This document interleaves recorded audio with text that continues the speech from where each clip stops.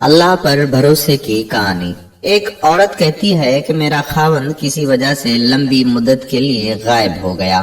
اس وقت میں ایک کم عمر بچے کی ماں تھی، جبکہ میرا ضعیف العمر باپ بھی ہمارے ساتھ ہی رہتا تھا۔ ہماری غربت اور مفلسی اپنی انتہا کو تھی اور اکثر اوقات ہمارے گھر میں کھانے کے لیے کچھ نہیں ہوتا تھا۔ اگر دوپہر کا کچھ کھا لیتے تو رات کو بھوکا سونا پڑتا۔ صبر کے ساتھ ہم ہر حال میں اللہ کا شکر ادا کرتے تھے۔ ایک رات کو تو بھوک اور افلاس نے ہمارا وہ امتحان لیا جو اس سے پہلے کبھی نہیں لیا تھا۔ میری بیٹی کو شدید بخار نے آ لیا۔ بچی کی بخار اور بھوک سے بنی حالت سے مجھے اپنی اور اپنے والد کی بھوک بھول گئی۔ ایسی بے کسی اور لاچاری تو کبھی نہیں دیکھی تھی۔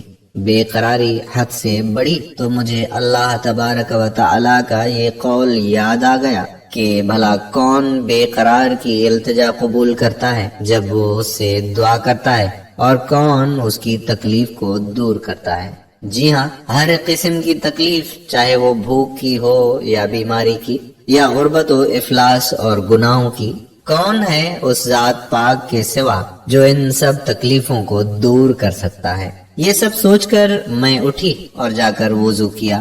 واپس آ کر بچی کے ماتھے پر پانی سے بھیگی ہوئی پٹی رکھی اور اللہ کے حضور نماز کی ادائیگی کے لیے کھڑی ہو گئی۔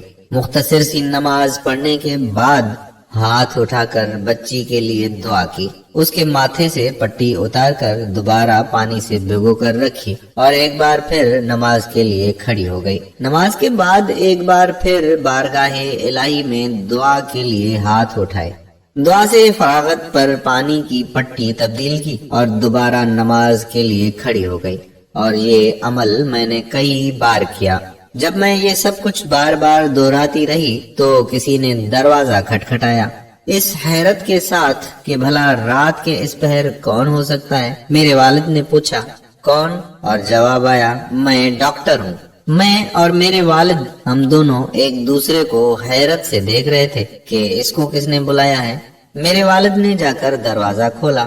ڈاکٹر نے آتے ہی پوچھا کہ مریضہ کدھر ہے، اور ہم نے سادگی سے بچی کی طرف اشارہ کر دیا۔ ڈاکٹر نے بچی کو چیک کیا، کاغذ پر ایک نسخہ لکھ کر میرے ہاتھ میں تھماتے ہوئے بولا کہ لائیے میری فیس دیجیے اور میں چلتا ہوں۔ میں نے آہستگی سے جواب دیا، ڈاکٹر صاحب، ہمارے پاس تو آپ کو دینے کے لیے فیس کے پیسے نہیں ہیں، بلکہ ہمارے پاس تو کچھ بھی نہیں ہے۔ میرا یہ جواب سنتے ہی ڈاکٹر جھلا اٹھا اور غصے سے تقریباً دھاڑتے ہوئے بولا کہ اگر فیس دینے کے لیے پیسے نہیں تھے تو مجھے آدھی رات کو فون کر کے کیوں بلایا تھا؟ کیوں مجھے اس طرح بے آرام کیا ہے تم لوگوں نے؟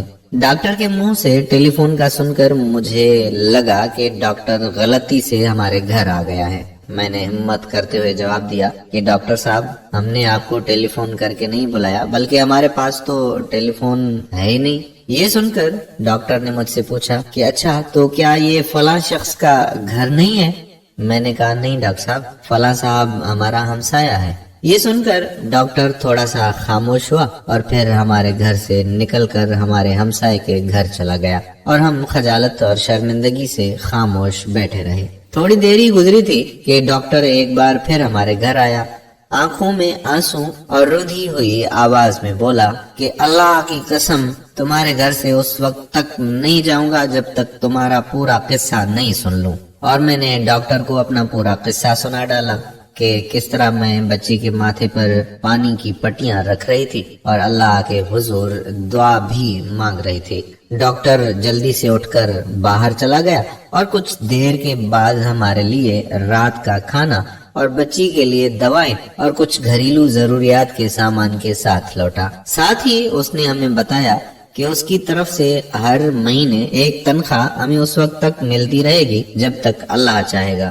جی ہاں دوستو، یہ اللہ پر بھروسے کی کہانی ہے۔ صرف یاد دہانی کے لیے اللہ تبارک و تعالی کی ذات پر اس سے بھی بڑے بھروسے کی کہانی سنیے کہ سیدنا موسیٰ علیہ السلام اپنے تعاقب میں آنے والے دشمنوں سے خوفزدہ جان بچاتے ہوئے اہل مدین کی طرف پہنچے۔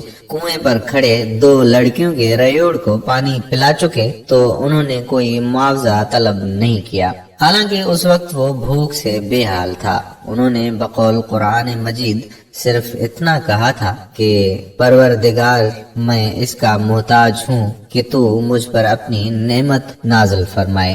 اور پھر میرے نہایت ہی قابل قدر ناظرین کرام، اس کے بعد کا قصہ آپ جانتے ہیں کہ اللہ کی طرف سے جواب یوں تھا کہ ایک لڑکی سے مفت میں شادی اور 10 سال کے لیے کام کا معاہدہ۔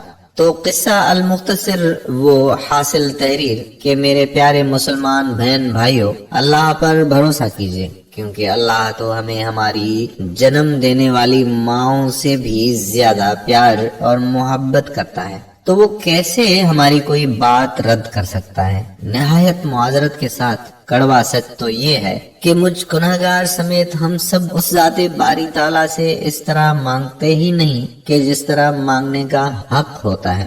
اللہ تعالیٰ مجھ گناہگار سمیت ہم تمام مسلمانان عالم کو ذات رب العالمین پر مکمل اعتماد و ایمان رکھتے ہوئے ہر مصیبت، امتحان، آزمائش اور پریشانی پر صرف اپنا محتاج کرے اور تا حیات عین صراط مستقیم پر چلنے کی کامل توفیق عطا فرمائے۔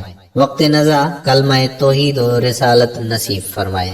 آمین ثم آمین یا رب العالمین۔